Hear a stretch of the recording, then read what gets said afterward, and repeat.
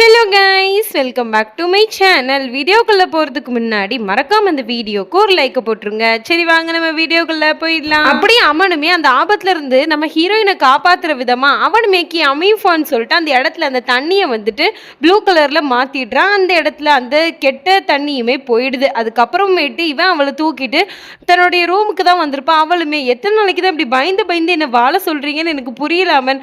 ஒவ்வொரு நிமிஷமே ஒவ்வொரு பிரச்சனை எனக்கு வந்துக்கிட்டே இருக்கு. எல்லாம் லைலாவுடைய சாபமாக தானே இருக்குது. நான் என்னுடைய ஃபேமிலி கூட என்னுடைய டைமை ஸ்பெண்ட் பண்ணணும்னு நினைக்கிறாமன்.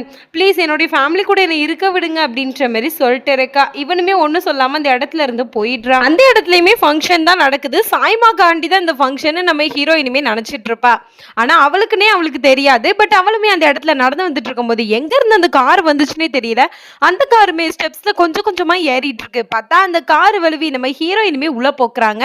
அப்பவுமே அமன் வந்து தன்னுடைய மேஜிக் ஸ்டிக்கை வச்சு அவளையுமே காப்பாத்திடுறா. தென் அந்த ஃபங்க்ஷனுமே ஸ்டார்ட் ஆயிட்டு இவங்க எல்லாருமே டான்ஸ் ஆடிட்டு தான் இருக்கிறாங்க. அப்பவுமே நம்ம ஹீரோயின் ஏதோ ஒன்று குடிச்சிட்டு வந்து டான்ஸ் ஆடிட்டு இருக்கும்போது அப்படி மயக்கம் போட்டு கீழே விழுந்துடுறாங்க. இவனுமே போய் பல்ஸ் இருக்கான்னு செக் பண்ணி பார்க்குறான்.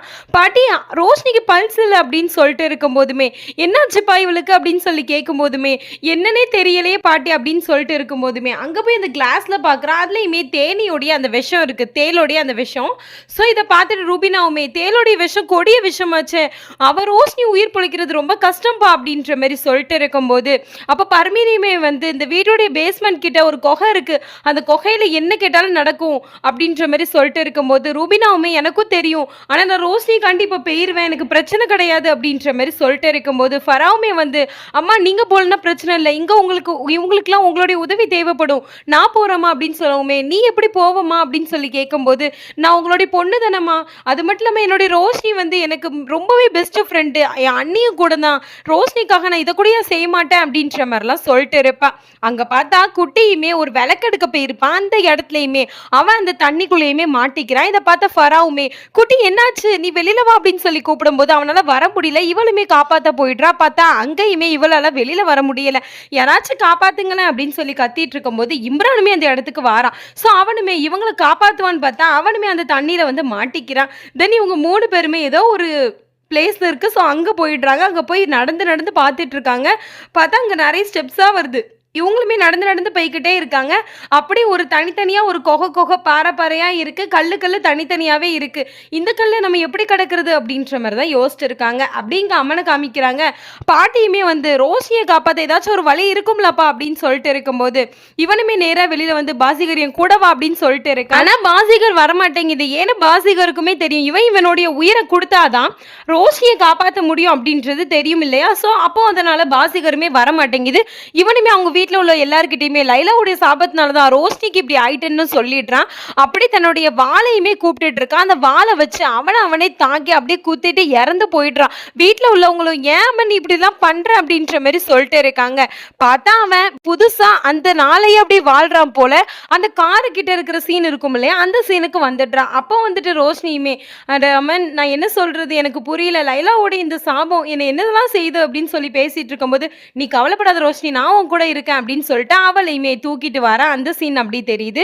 அதுக்கப்புறம் அவன் நின்று பேசிட்டு இருக்கும்போது மேலே இருந்து ரூஃப் கீழே விழும். ஸோ அந்த ரூஃபை வந்து இவனுடைய சக்தியை வச்சு மேலேயே வச்சிருவான். ஸோ அந்த சீன் வருது. அதுக்கப்புறமேட்டு ஹீரோயின் ஸ்விம்மிங் பூல் கிட்ட நடந்து போயிட்டு இருப்பா. ஸோ அந்த இதுல இருந்து அவளை தண்ணியை பிடிச்சி இழுக்கும் இல்லையா. ஸோ அதனால இவன் அதுக்கு முன்னாடியே அவளை போயிட்டு காப்பாத்திடுறான். அப்போ ரோஷினியுமே அவளுடைய ரூம்ல நின்று ட்ரெஸ் சேஞ்ச் பண்ணிட்டு இருப்பா. என்னையே இப்படி பார்த்துட்டே இருக்கீங்க அப்படின்னு சொல்லி கேட்கும்போது அட நான் உங்களை பார்க்கணும் தான் நீங்க இந்த கண்ணாடி முன்னாடி வந்து நிக்கிறீங்களா அப்படின்ற மாதிரிலாம் பேசிட்டு இருக்கும்போது அவனுமே சொல்றான் இப்போ உனக்கு பிரச்சனை இல்லை தானே அப்படின்ற மாதிரி. அப்போ அவளுமே வந்துட்டு இன்னைக்கு சாராவுடைய ஃபங்க்ஷன் ஆச்சே, ஸோ எனக்கு என்ன பிரச்சனை இருக்கும், நான் இவங்க கூட தான் ஜாலியாக என்ஜாய் பண்ணணும்னு நினைக்கிறாமன், நீங்களும் என் கூட வந்து என்ஜாய் பண்ணுவீங்க தானே அப்படின்ற மாதிரிலாம் சொல்லிட்டு இருப்பா. சரின்னு சொல்லிட்டு அவளுமே அந்த ஸ்டெப்ஸ் கிட்ட தான் நடந்து வந்துட்டு இருப்பா. நம்ம அவனுக்கு தான் தெரியும் தானே இந்த ஸ்டெப்ஸ் கிட்ட அவள் விழ போவா அப்படின்றது. அவனுமே ஓடி வாரான். அதே மாதிரி கார் வருது. இவளையுமே ஸ்லிப் ஆயிடுதான். அப்பவுமே அமன் வந்து பிடிச்சிடுறான்.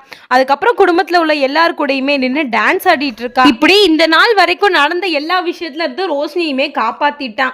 இதுக்கப்புறம் அவன் காப்பாத்தணும்னா ரோஷினியை ரொம்ப சேஃபா வச்சிருக்கணும்னு அவனுக்கு தெரியும். அதே மாதிரி அவன் ஃபோன் பண்ணி, கண்ணா நான் சொல்றத கேளு, என் குடும்பத்துல உள்ள எல்லாரையும் ருபினாமா வீட்டுக்கு கூட்டிட்டு போயிரு, நானும் ரோஷினியும் ஃபார்ம் ஹவுஸ்க்கு வரோம் அப்படின்ற மாதிரிலாம் சொல்லிட்டு இருப்பான். அதுக்கப்புறமேட்டு ரோஷினி நம்ம இங்க தான் இருக்க போறோம் அப்படின்னு சொல்லும்போது அவளுமே ஏன் நம்ம குடும்பத்து கூட நம்ம டைம் ஸ்பெண்ட் பண்ணலாம்ல அப்படின்னு சொல்லிட்டு இருக்கும்போது, ஒரு நிமிஷம் நீ உட்கார, நான் ஃபோன் பேசிட்டு வரேன் அப்படின்னு சொல்லிட்டு ருபினா அம்மாவுக்குமே ஃபோன் பண்றான். ருபினாமா நான் சொல்றதை கேளுங்க, நான் இந்த நாளை இன்னொரு தடவை வாழ்ந்துட்டு இருக்கேன். உங்களுக்கு தெரியும் நிச்சயமா ரோஷினியை நீங்க அந்த சாபத்துல இருந்து வெளியில கொண்டு வர்றதுக்கு ஏதோ ஒன்று பண்ணீங்க, ப்ளீஸ் அது என்ன நீங்க யோசிச்சு வைங்க ருபினாமா அப்படின்னு சொல்லிட்டு இருக்கும்போது அங்க ரோஷினியை காணும்.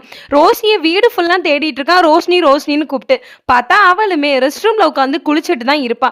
ஓ நீ இங்க இருக்கிறியா, சரி ஓகே அப்படின்னு சொல்லிட்டு அவன் போக பாக்குறான்.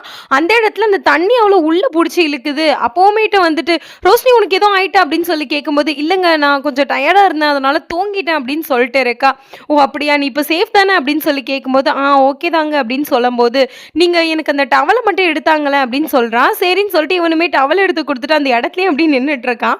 இதை பார்த்துட்டு அவளுமே, என்னங்க டவல் தானே கேட்டேன், நீங்க வெளியில போகலாம் தானே, நான் வெளியில வரணும் அப்படின்னு சொல்லிட்டு இருக்கும்போது, சரி இப்பவே நான் வெளியில போறேன் அப்படின்னு சொல்லிட்டு அவனுமே வெளியில போயிடுறான். அப்படிங்க குட்டியை காமிக்கிறாங்க. அவனுமே ஆர்வ கோளாறுல அந்த ஸ்டோன்ஸ் இருக்கும் இல்லையா, ராக்கு பாரு, அதுலயுமே அவன் நடந்து போய்கிட்டு இருக்கான். அப்போ ஃபராவுமே, அட குட்டி நீ என்ன பண்ணிட்டு இருக்க, பாரு எப்படி இருக்கு அப்படின்னு சொல்லிட்டு இருப்பான். அவனுமே பாதி தூரம் போனதுக்கு அப்புறம் தான் அவனுக்கே ரியலைஸ் ஆகுது, சித்தி என்ன காப்பாத்துங்க அப்படின்னு சொல்லிட்டு இருக்கான். அட குட்டி நான் எப்படி வர முடியும் அப்படின்னு சொல்லவுமே, இம்ரான் சித்தப்பா ப்ளீஸ் என்ன காப்பாத்துங்க அப்படின்னு சொல்லிட்டு இருக்கும்போது இவன் 2 ஸ்டெப் எடுத்து வைக்கிறான். பட் அவனாலேயே போக முடியல. அப்படி தள்ளி வந்துடுறான். குட்டி என்னை மன்னிச்சிருப்பா, என்னால அந்த இடத்துல நடந்து வர முடியல, நீ எப்படியாச்சும் வெளியில வந்திருப்பா அப்படின்னு சொல்லிட்டு இருக்கும்போது, உன் சித்திக்காக நீ இப்படி பண்ண குட்டி அப்படின்னு சொல்லிட்டு ஃபராவுமே சொல்றா. என் சித்திக்காக நான் என்னனாலும் பண்ணுவேன் அப்படின்னு சொல்லிட்டு அந்த பையனுமே கொஞ்சம் கொஞ்சமா அந்த ராக்ஸ் எல்லாம் தாண்டி போய்கிட்டு இருப்பான். பார்த்தா ஒரு ராக்ல அப்படியே விழுந்துடுறான். ஆனா அந்த ராக்கை நல்லா அப்படி இருட்டி கெட்டி பிடிச்சிட்டு இருக்கான்.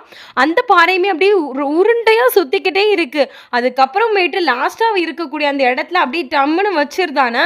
அதுக்கப்புறம் அவனுமே அங்க போயிடுறான். அப்ப அந்த ஏஞ்சல் பார்த்துட்டு, நீ ஏன் இவ்வளோ பயப்படுற அப்படின்னு சொல்லி கேட்கும்போது, இது ரொம்ப கஷ்டமா இருக்கு, பெரிய பெரிய பாறையா இருக்கு அப்படின்னு சொல்லவுமே, சரி இப்போ உனக்கு என்ன பண்ணணும் அப்படின்னு சொல்லி கேட்கும்போது, அங்க 2 பேர் இருக்காங்க, என் சித்தியும் சித்தப்பாவும், அவங்க இந்த இடத்துக்கு வரணும், ப்ளீஸ் ஹெல்ப் பண்ண அப்படின்னு சொல்லிட்டு இருக்கான். சரி ஓகே அப்படின்னு சொல்லிட்டு அந்த ஏஞ்சலுடைய மந்திரத்தை போட்டு அந்த பிரிஞ்சிருந்த பாறையை ஒன்னா சேர்க்குது. அவங்களுமே அந்த இடத்துல நடந்து வந்துடுறாங்க. பார்த்தா அந்த குகை கிட்டையுமே வந்திருக்காங்க. அப்படிங்கிற ரோஷினியை காமிக்கிறாங்க. அவளுமே அமன் கிட்ட எனக்கு மட்டும் ஏங்க இப்படிலாம் ஆகணும் அப்படின்னு சொல்லிட்டு இருக்கும்போது, அவன் தன்னை காயப்படுத்திக்கிட்டே தெரிஞ்சிச்சு. ஏன்னாவால தான் உங்க உயிரை எடுக்க முடியும்னு எனக்கு தெரியும், நான் என்ன பண்ண சொல்லுங்க அப்படின்னு சொல்லி கேட்டுட்டு இருக்கும்போது, அவனுமேட்டு நீ ஒன்றும் பண்ணல, என்னுடைய பாட்ஷா வாழ் தான் எனக்கு கொஞ்சம் குத்திருச்சு அப்படின்னு சொல்லுவோமே, எனக்காக இந்த நாளை நீங்க எவ்வளவு தூரம் வாழ்ந்தீங்க அப்படின்னு சொல்லி கேட்டுட்டு இருக்கா.